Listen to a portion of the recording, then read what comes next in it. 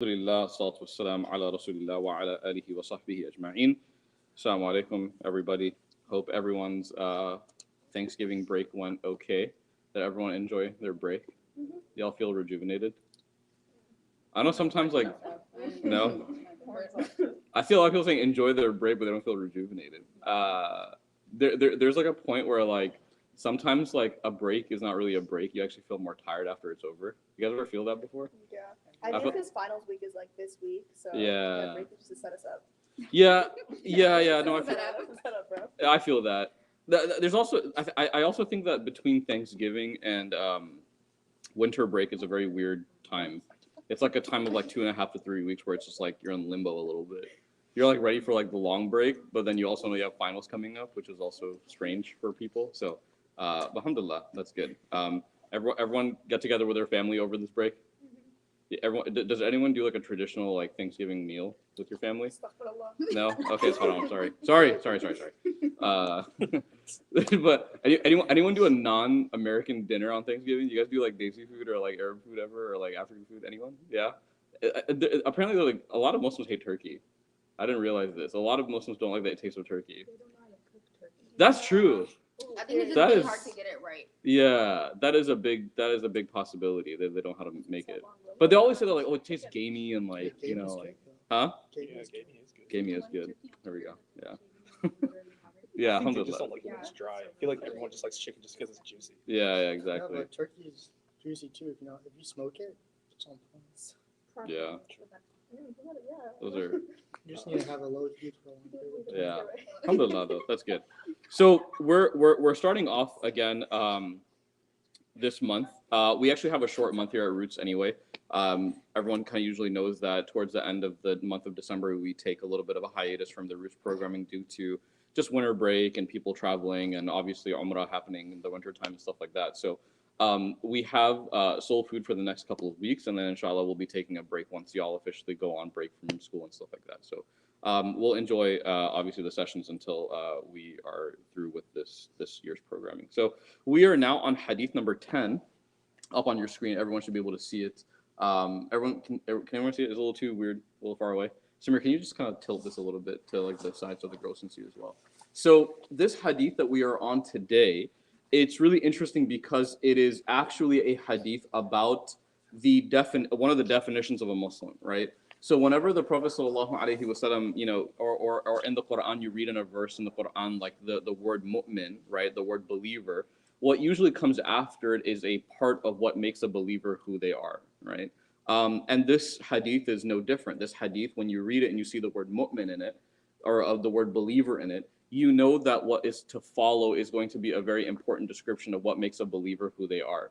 And so this specific hadith, I'll read it out to you guys. I'm going to kind of get y'all's take on it as well, inshallah, as we go forward, okay? So this hadith, it says, عِدَةُ الْمُؤْمِنِ كَأَخْذِ الْكَفِّ, okay? عِدَةُ الْمُؤْمِنِ كَأَخْذِ الْكَفِّ, okay? So the translation is the word of the believer is like the seizing of the hand or the seizing of the wrist, okay? Al-kaffi or al-kaf doesn't just mean hand, because hand in Arabic means it's the word yad, okay? So the word kaf in Arabic is more so the wrist, okay? So what does that mean to y'all when I read it? The word of a believer is like the seizing of the wrist. What does that mean? This is a little bit of like a unwrapping situation. What do you guys feel about it when you read this? Anyone have any initial thoughts when you read it? Anyone have any ideas, any thoughts in your mind?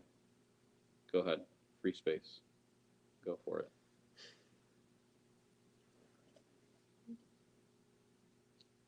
Anyone?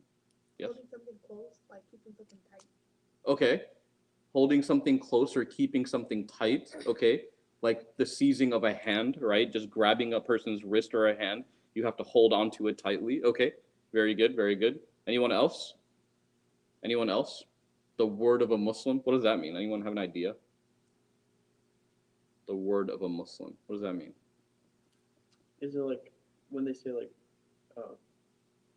word as in like promise? Is that what it's talking about? Good, good. So idatun means like a promise or an oath, right? When you commit to something.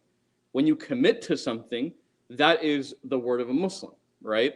And this hadith alludes to this idea that a promise to a Muslim shouldn't just be like a casual commitment.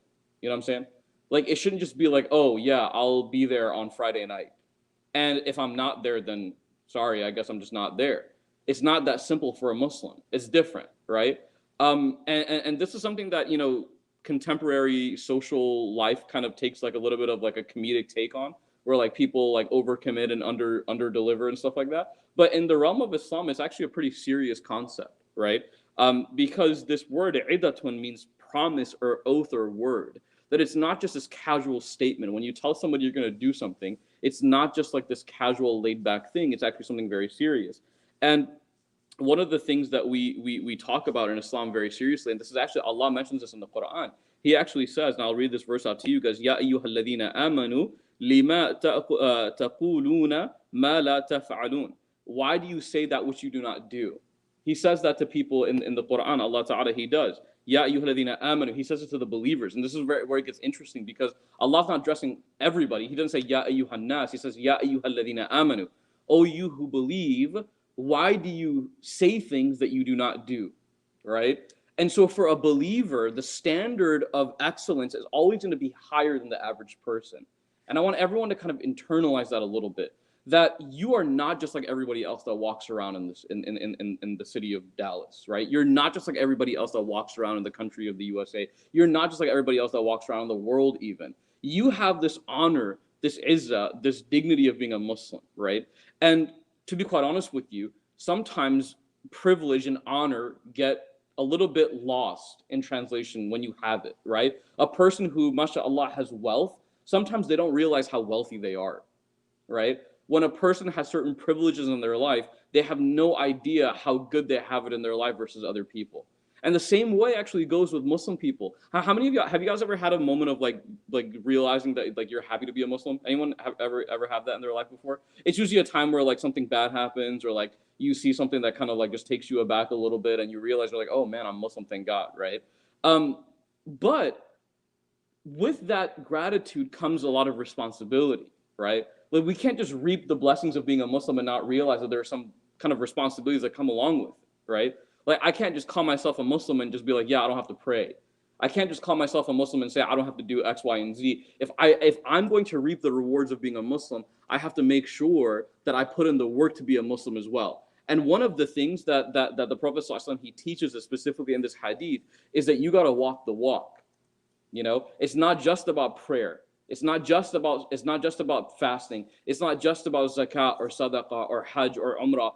It's about small things as well. It's about small things as well. Because when you look at it like promises, oaths, right? Your word, it doesn't intrinsically look like it's a religious thing right away. You're like, oh, like everyone makes promises, right? Just like everyone else eats food. Just like everyone else goes to work. But the beauty of Islam is that every single one of these details in life has spiritual connotations to them, right? And so promises are the same way. And Allah challenges you as a believer. If you are a believer and you call yourself a believer and you reap the rewards of being a believer, then you got to make sure that what you say is what you do. So that verse in the Quran, right? لِمَا تَقُولُونَ مَا لَا تَفْعَلُونَ. Why do you say that which you do not do is one of the biggest challenges that Allah throws out to humanity, right? Like, you say that you believe in God, but when I look at the security camera, it's not adding up to me. You know what I'm saying? Like, you say that you're a Muslim, you say that you believe in Allah, but you don't do X, Y, and Z. And this is found in other hadith of the Prophet ﷺ, by the way. The Prophet ﷺ, he says, وَمَنْ كَانَ يُؤْمِنُ بِاللَّهِ وَالْيَوْمِ الْآخِرِ, he says, فَلْيُكْرِمْ ضَيْفَهُ. If you're a person who believes in God and the hereafter, then you should honor your guests. You know, وَمَنْ كَانَ يُؤْمِنُ بِاللَّهِ وَالْيَوْمِ الْآخِرِ فَلْيُكْرِمْ جَارَهُ. You should honor your neighbor. وَمَنْ كَانَ يُؤْمِنُ بِاللَّهِ وَالْيَوْمِ الْآخِرِ فَلْيَقُلْ خَيْرًا أَوْ لِيَصْمُتْ. Then speak good or just be quiet. So these are smaller requirements of being a believer. That if you're a believer, you gotta sometimes pay attention to these finer details in life. It's not just about the big picture. It's sometimes those little things that make up that big picture. Y'all understand what I'm saying so far? Now, one of the things about oaths, and this is kind of like a really interesting point here is that one of the biggest difficulties or challenges of promises or oaths or trusts or whatever they may be is that it's always harder to keep them when you don't want to keep them anymore, when it's inconvenient for you to keep it, right? Can someone give me an example of this? Somebody give me an example of this. When is it hard to keep a promise? Anyone? Want to share something? When is it hard to keep a promise? There are moments where it's easy to keep a promise, right? It's okay. When's it hard to keep a promise? Can someone share something with me? I guess when someone does like a bad deed, like a really bad one, like we saw something to someone bad, but then they're like, "Oh, can you keep a promise?" Well, like it's pretty hard not to because it's, let's just say it's like a crime or something. Okay. So when somebody does something bad, and you don't want to like expose them, I guess, or something like that, like it's hard to kind of keep your promise to kind of protect their dignity. Okay, sure. Yes. Or like when you like say you're going through something and then you're just like, God, if you just like make this right, like I'll never do it again. And then like things go right and then like you do it again. Yeah, I feel you. Okay, gotcha. So it's like almost like a one-time pass, right? You're like, oh, just give me this one time, I'll do it. I'll never do it again. You're like, God, just this time. Just this one time, right? I'm weak. I'm a human being. You know me, right? It's your girl. Okay. Very good. All right. Very, very good. Aliza, you had something? When there's some type of benefit in it for you. Ooh. What do you mean by that exactly? Like if like you know how like when like for example, like you were receiving something from somebody, but it's not really something that you can accept. Okay. Like, Islamically. Okay. But like it's still like in your human nature. Yeah. Or, like just in general, like you shouldn't accept it or like it's gonna lead you to do something worse. But it's technically a benefit. Okay, I got you. Okay, cool. So like, so it's almost like a tempting situation, right? Very good. Now, one of the and this is really cool because I all of you guys kind of touched upon something that I wanted to share with you all. There was actually this moment in the seerah, the biography of the Prophet ﷺ, where he was also kind of like, I would say like swindled into making a commitment that seemed very unfair, and a lot of you may have read about this already in your life at some point. It was a chapter in the Prophet's life called Hudaybiyah, where like he wanted to go and do Umrah, but he was refused, right? He was basically kind of turned away because the Meccans didn't want him to do Umrah that year. They almost wanted to kind of play like psychological mind games with him that like, oh, you traveled all the way from Medina. Oh, I guess that kind of sucks, bro. You got to turn around now. And one of the things that was difficult about that was that, you know, when you set out to do something in your life and you get rejected, it's very interesting to see how a human being reacts to that rejection, right? Y'all ever find out things about yourself when rejection happens to you?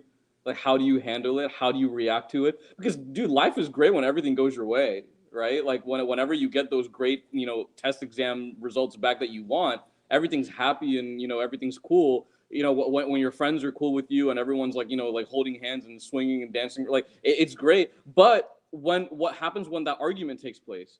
What happens when you get that, you know, bad grade back? What happens when you don't get your application looked at by the boss? What happens when you get rejected from a certain school or a certain career path that you wanted? How do you react to that? The Prophet ﷺ, he went all the way to Mecca and he realized literally as he was on the doorstep of the city of Mecca that these people came out and they were like, yeah, this ain't happening this year. You know, I don't care that you basically chose to sacrifice half of your month this month traveling. I don't care that you put all of your wealth into traveling. I don't care that you took all of your community and brought them here. I don't care. And they themselves literally they kind of formulated this contract called Hudaybiyah. It happened right at this area called Hudaybiyah. And they basically made the Prophet ﷺ sign on this pact, this oath. And I don't know, have you guys ever kind of read the Oath of Hudaybiyah? Anyone? Have you guys ever seen like the clauses of it? So there are basically three very interesting clauses. Okay, number one, they said that you're not allowed to enter Mecca this year. That's the first thing. Okay, you're not allowed to come this year. I know you're right here, but you're not allowed to be here. It's like crazy. It's like a psychological like torture because they're like, no, just let me do this. I'm literally right here. It's like going on a vacation and you land and like the airport security tells you got to turn back around. That's why it happens to people when they go to Umrah sometimes, by the way. It's like just torture, right? You literally land there and you're in Saudi. And they're like, yeah, no, can't come this year. If this happened, do you think this has only happened to the Prophet ﷺ? It happened literally this year, actually. And they say, you're not coming this year. You got to get back. You got to get out. But you can come next year. You can come next year. This time next year. That's the first thing.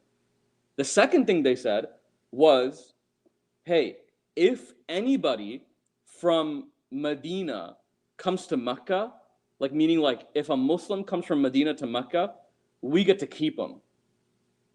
We're not going to send them back to you. We got to keep them because one of their biggest fears is basically Muslims are growing to this like great number. So they're like, you know, if a Medinan comes to Mecca, then we get to keep them in Mecca. We don't have to return them to you. But here's the third clause. If a person goes from Mecca to Medina, you have to return them back. You have to give them back. Now, in your mind right now, just like think to yourself, does this in any way whatsoever sound fair to you at all? Like absolutely not. It's like it's probably the most unjust thing you can think of, right? Like a kid could look at this contract, read it like a lawyer, and be like, yeah, this is weird. Like your 5-year-old nephew could do that. It's super one-sided, right? But the Prophet ﷺ, he said, you know what? Check this. Allah is testing us right now. At least he's giving us the opportunity to come back next year. Although this doesn't seem fair, there's a reason why this is happening. Okay? Now, after this was over, this is really, really interesting. There was a person by the name of Abu Jandal, and he basically was so taken aback by the character of the Prophet ﷺ and how he handled that situation, that high-stress situation, that he was like, dude, he was on the other side. But he was like, yo, I want to be Muslim now. He's like, I see the way that he handled rejection. If this is anything that Islam has to kind of like give me, or if this is anything that Islam kind of embodies, I want part of it. I want to be a part of it. So he, after this is over, he goes to Medina. He goes to Medina. He's like, Ya Rasulullah, I've come here. I'm ready to accept Islam. I'm so excited to be joining your community. But what was a part of the contract? What was part of the contract? Dude, it sucks. If a Meccan comes to Medina, by contract, you got to return them. By contract, you agreed to this. You gave your word on it. In fact, Ali ibn Abi Talib, the Prophet ﷺ's cousin, he signed for the Prophet ﷺ. He signed. He said, "Yep, this contract is verified and authenticated by the consent of the Prophet ﷺ." And so when the Prophet ﷺ saw Abu Jandal, don't you think it broke his heart? That like he had to tell him like, no, like you gotta go back. It broke him. It broke his heart. But he told Abu Jandal, he goes, yo, I'm sorry. I'm very, very sorry. And I would love to have you here. As much as I would love to have you here, I would love to have you here in like a year.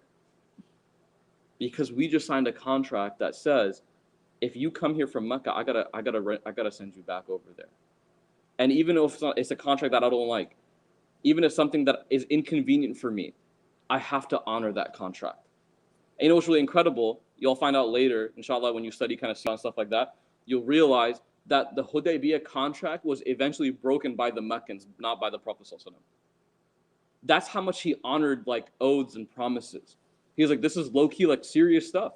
It's not like a joke. Even when it's inconvenient for you to break a promise or to break a trust, it is incumbent upon you as a Muslim to keep it, no matter how inconvenient it becomes for you in your life at that moment, right? And so one of the things, and I want to kind of share this with you guys, and I'm actually going to pause this hadith and kind of go to this kind of second hadith that I want to kind of share with y'all really quickly, inshallah, because I think it's really, really, really deep. And I want to kind of read this with you guys because this also is a hadith that kind of talks about the opposite of what it means to break a promise, okay? And this, we can kind of infer this as a Muslim, that whenever Allah or the Prophet ﷺ give us they give us a lesson or they teach us something, we can assume that the opposite is probably also something that is important as well. So for example, if Allah Ta'ala says in the Quran that profanity and vulgarity is something that you shouldn't do, then we can safely assume that like saying good words is something that we should do, right? So if the Prophet ﷺ says that you should love for your brother what you love for yourself, then we should also assume that what you dislike for yourself, you should also dislike for your brother or sister. Y'all understand what I'm saying here? So the opposite of keeping your promise or keeping a trust is breaking it. And the Prophet ﷺ, he says that there is a lot of dangerous stuff when it comes to breaking your promise. So I'm gonna have someone read this out for me in English real quick, inshallah. Who's confident in their English reading? Not Arabic, don't worry about the Arabic. Anyone? Any girl want to read? I feel like girls are always better at reading than guys are. This is generally the truth. Sophia, go for it. Go do the English part, inshallah. The Prophet ﷺ said, there are 4 traits. Whoever has them is a hypocrite, and whoever has one of them has one of the traits of hypocrisy until he gives it up. When he speaks, he lies. When he makes a promise, he breaks it. When he makes a covenant, he betrays it, and when he argues, he resorts to foul language. Really, really interesting. This is deep. What I want you guys to do really quickly is this. Y'all see the 4 traits at the bottom? So the 4 traits right here. I'm gonna like kind of highlight it for you guys. These are the 4 traits right here. All right. So he says, إذا حدث كذب وإذا وعد أخلف وإذا عاهد غادر وإذا خاصم فجر. Okay. What do you guys see similarities in these 4 traits? Why do they lead to? Why are they similar? They're not completely broken apart. What similarities do you guys see in these 4 traits? How are they together in a way? In a weird way. Can someone like give me something? When he makes a covenant, he betrays it. When he argues, or sorry, I'll highlight more. Yeah, when he makes a promise, or when he speaks, he lies. When he makes a promise, he breaks it. When he makes a covenant, he betrays it. And when he argues, he resorts to foul language. How are these 4? How are some of these kind of tied together? Anyone have an idea? Yeah, Ismail, go ahead. They're all talking. They're all talking. They're all like giving a promise, or Okay. they're all talking. But foul language. Okay. Good. Okay. Anyone else? Anyone else see similarities in some of these 4? I can see some. Like if it's not one thing, it leads to something else. Because when you're lying, then no one can trust you. So you're breaking a promise, no one trusts you. Interesting. So Milyun says, when a person lies, وَإِذَا حَدَّثَ كَذَبَ, when they lie, then they're more prone to breaking a promise because they're known to lie. Right? Very interesting. Okay, very good. Anyone else? Anyone else? How these 4 connect to each other in an interesting way? Anyone else see a similarity? When he argues, he resorts to foul language. Anyone? It's like if they don't go that person's way, then he tries to make it like he kind of just gets mad and just. Do you hear what Samir just said? Say it again. I forgot what I said. Oh Lord. Okay, do you want me to repeat it? Yes. So he said that he said that when something doesn't go your way, you sometimes resort to like vulgarity and foul language. Like when things don't go your way, you start to kind of like fumble and like get like really flustered, and you start to kind of like break character, and you start getting a little bit like less than savory in terms of your mannerisms. All right, very good. You know what I see in this? It's really interesting. That in an interesting way, these all, like I think Milyun said this, they lead to one another. Very interestingly, right? وَإِذَا حَدَّثَ كَذَبَ, when they speak, they lie, right? One of the traits of hypocrisy is when they speak, they lie, okay? And the second trait of hypocrisy, the Prophet ﷺ, he says, وَإِذَا وَعَدَ أَخْلَفَ, when he or she makes a promise, they end up breaking it. So it's a trait of hypocrisy, the Prophet ﷺ, he says, that you're hypocritical if you promise somebody something and you later on break it, okay? And then he says, when they are entrusted with something, when they make a covenant, right? Or when they make when they agree to something, وَإِذَا عَاهَدَ غَدَرَ, when they make a covenant, they betray it. And the difference between like the second and the third one is that like the promise is more of like an active thing, like when they actively promise something that they break it. And then when the Prophet he says, وَإِذَا عَاهَدَ غَدَرَ, is more of like a receiving one. Like when you basically are kind of like a stander buyer, kind of like you're kind of like, you know, you didn't necessarily actively make a promise. You were just entrusted with something in your life, right? Like you've been entrusted with certain things in your life and you just didn't show up for it, right? That's kind of like more of the third one. And then the fourth one, obviously, we all know what it means. وَإِذَا خَاصَمَ فَجَرَ, that when they argue, when they talk to people, they just basically break all rules and protocols and they basically start using vulgarity and profanity and all these different things. What I see in this is that usually, when a person is comfortable doing one of these things, they're okay with doing all 4 of them. You understand what I'm saying here? That when a person is okay, there's like there is almost like this pattern of breaking promises, they're more likely than not going to be okay not fulfilling the rights that people have on them. You understand that? When a person is okay using vulgarity and using profanity, they're okay with lying at certain times in their life as well. And the Prophet ﷺ was very profound when he said these things. He didn't ever say things purposelessly. He always said things purposefully, right? So this has incredible meaning behind it, right? And the reason why I brought this up is because I wanted to kind of like share with you guys the seriousness of the Prophet ﷺ, like talking to us about keeping our oaths and promises. That if you do not, you fall into this realm of hypocrisy. Now, it doesn't mean that you're just like a straight up hypocrite. You're like nifaq, you're a munafiq when you do these things. But it means that you are carrying the trace of hypocrisy, right? And if a person really doesn't want to be associated with something, they don't even want to have any sort of small branch of it either, right? Like I'm not a liar, right? I don't want to be known as a liar. But if I lie sometimes, I'm doing something that a liar does. You understand what I'm saying? Like it might not be it might not be my entire description, but I've fallen into one of the traps of lying, right? If I don't like backbiting, right? I'm not a backbiter. But one time I kind of put my friend on blast in front of other people when that person wasn't around.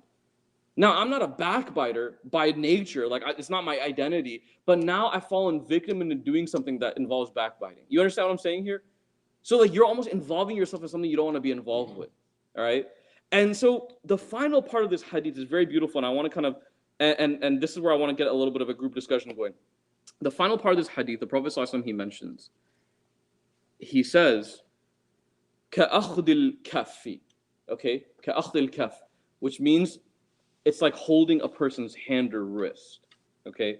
So now that we've gone through all of this, the Prophet ﷺ saying that a person who makes a promise, a mu'min, a believer who makes a promise, it's like holding the wrist of another person or holding the hand of another person.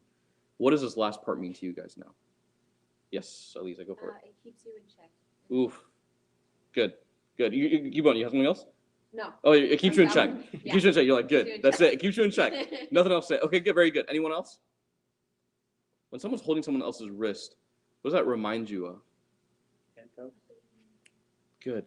What did you say? I said a baby. Like a child, almost? Okay, what'd you say? Handcuffs. Handcuffs? Why? It's kind of binding in a way.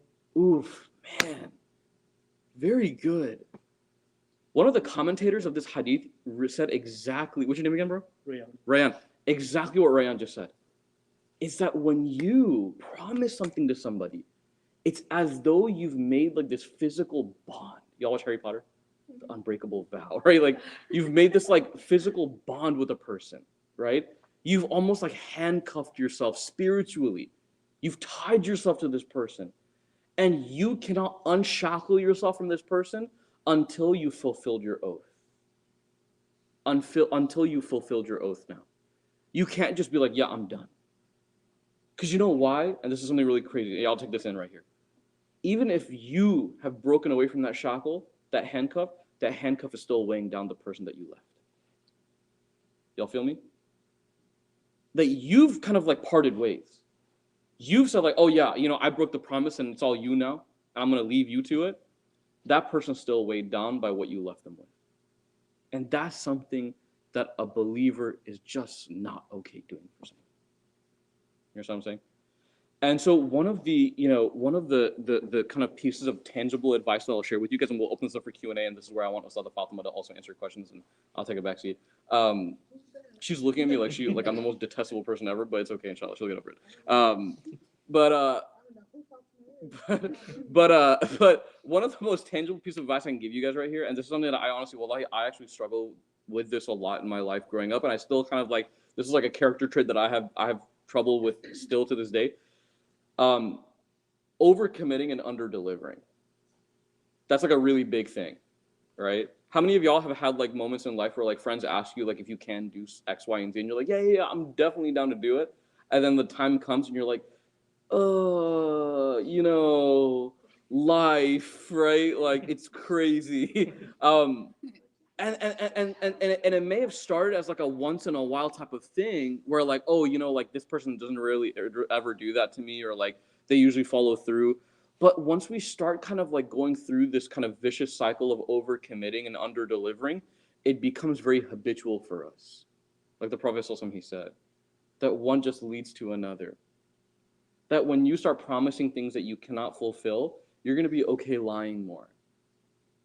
Right? This is where that hadith comes into fruition. وَإِذَا حَدَّثَ كَذَبَ. That like if you make a promise with somebody and there comes a moment where it's time for you to fulfill that promise, and it's not convenient for you anymore to fulfill that promise, will you go lengths and bounds to actually break that promise once in a while? You will. And will you possibly lie once in a while? You will. When that person accuses you of like not following through, will you sometimes lose your temper and say things that you shouldn't say? You will. You see where the hadith comes into play here? It's very, very incredible how the Prophet he used to think, yo. It's incredible.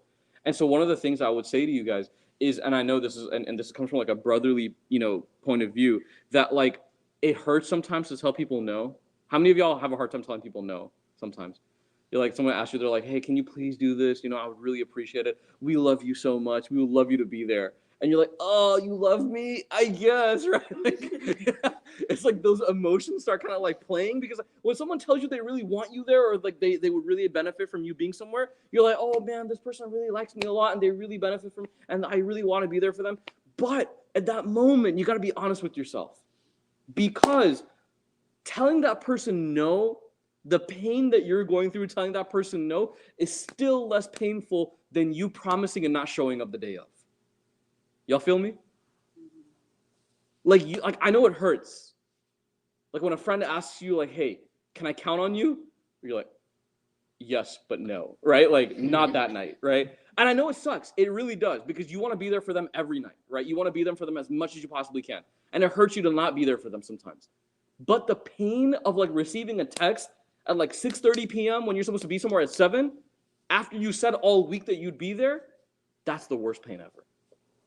Because now they're left with the shackle, this handcuff. They're like, well, now it's me on my own now, I guess. Now I got to scramble. You see what I'm saying here? So as a Muslim, it's really, really, really incumbent upon all of us to make sure that, number one, we, A, understand how serious oaths and promises are, and B, understand the opposite of a person who keeps their promises and oaths, that we are actually like venturing down this very dangerous route of hypocrisy. And number 3, knowing that sometimes being very honest and upfront is actually the way that you can honor your oaths and promises, right? Just telling people what you can and cannot do. I just can't do that. It's not in my capacity to do what you want me to do. I just can't. I'm sorry. I would rather be honest with you than lie to you and not come through for you. You understand what I'm saying here? So that's the ending piece of advice that I would share with you guys, inshallah. Okay? So anybody have any questions, anything? Questions, any sort of comments, any sort of reflections that you yourself have that you'd like to share with all of us that we can learn from you? Anyone? Not really a question. Sure, More go like ahead. a comment. Or, But, like, the older you get, I mean, the hadith is beautiful, but like, you're just like, I'll let you know. It's never like, I'm gonna show up and then not show up. It's just, well, for me personally, it's just like, oh, I'm gonna let you know if I can make it or not. So it's really interesting that you bring that up, Million. So Because I don't know, yeah, no, I got you. I feel you. Huh? You saw the meme? The meme. There's this meme that said, if I say I'll let you know, just It's go no. ahead. Just go ahead. Go about Yeah. your business. That's really how it is. So interestingly, that's really interesting that you guys bring this up. I was actually like, this is somebody that obviously I kind of learn from and I keep in my company. I also have this trait of saying I'll let you know. And this person also kind of told me something that I don't think about. Like sometimes I'm like, oh yeah, I'll let you know is a great response, right? Because I'm like, it's like inshallah. Yeah. Like God controls all, right? What are you doing challenging God's will? Like I can't say yes or no, only Allah knows. But there's also this kind of like, I'll let you know harm that comes along with that phrase as well. And I'll tell you guys why. And I do this a lot too. And I'm putting the finger on myself before anybody else. When I say I let you know, I've realized it almost like leads people to hope. Like even if you in your mind, what I'll let you know means. Because I'll let you know means something to you very clearly. You're like, yo, I'm not coming. You're like, I'll let you know what time I'll be going to bed that night. I didn't complete my phrase. But to them, I'll let you know means, oh, they'll shoot me a text at like, Friday morning telling me if they can come or not. I'm going to plan as though they might be able to come. So the advice that I received that I'll share with you guys is that the best response is to say, again, Islam is all about suppressing the nafs. It's so incredible, right? So many companions of the Prophet they used to say that I've never fought anything more severe in my life than my own soul, than my own ego, because my ego just loves to be satiated. It loves to be loved. It loves to be revered. It loves to be wanted and liked by other people. So whenever there comes a moment where like my soul gets threatened by like the disapproval by others, it starts feeling very uncomfortable. And this is why we're like, yeah, for sure. Like I'll try to be there, you know. I'll maybe put me down for a maybe. But you have to ask yourself, Islam is not always about how you feel. Islam is about how you make other people feel as well. And I know that kind of goes against some of like the self-care and self-help stuff like that people kind of like throw out nowadays. We're like, oh, don't worry about other people, worry about yourself, girl. Like, no. It's not, by the way, it's not always about that. Low-key, it really isn't always about that, because sometimes Islam will be like, no. It's, you should think about how other people think sometimes as well, because also other people's rights are important too, right? Like,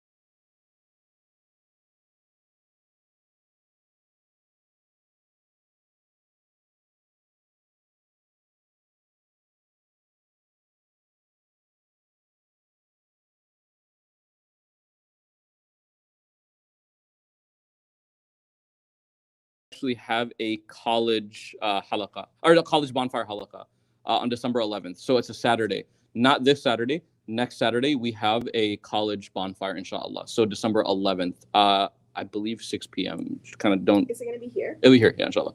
Yeah, it's dude. The outside bonfire area is so cool. It is so cool. Like that. Better than Subway? Yeah, I think there's some Subway. Yeah.